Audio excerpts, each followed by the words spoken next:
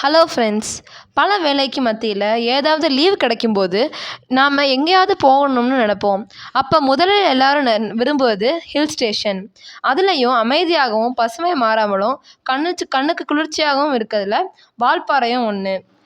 டே 1 வீடியோவில் Thirumoorthy falls, Aliyar dam, Kaviyaruvi, water fall, tea estate பார்த்துட்டு வால்பாறையில் ஸ்டே பண்ணியிருந்தோம்.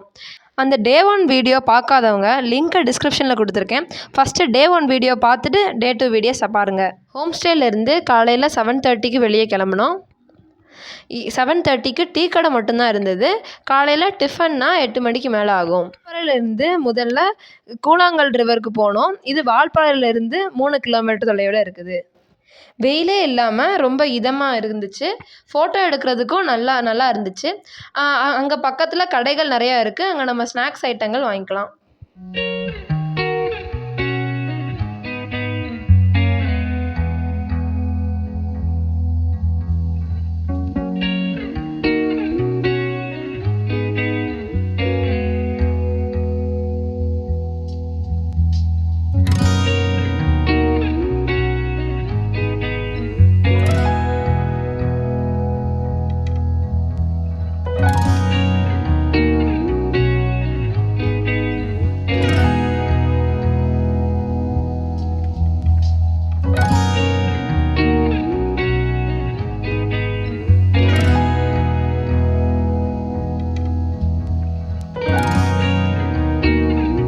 அடுத்து நாங்கள் போன இடம் வெள்ளிமலை டனல்.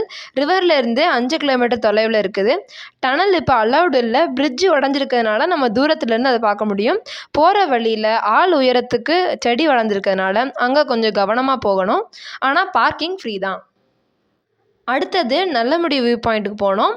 இது டனல்லேருந்து 14 கிலோமீட்டர் தொலைவில் இருக்குது. ஒரே ஆஃப் ரோடாக தான் இருந்தது. வியூ பாயிண்ட்டுக்கு என்ட்ரி டிக்கெட் வாங்கணும். பார்க்கிங் ஃப்ரீ தான். 1/2 கிலோமீட்டருக்கு மேலே நடந்து தான் வியூ பாயிண்ட்டுக்கு போகணும். வியூ பாயிண்ட்டுக்கு போகிற வழியில் மண் ரோடாக தான் இருந்தது. அதுவும் நல்லா இருந்துச்சு.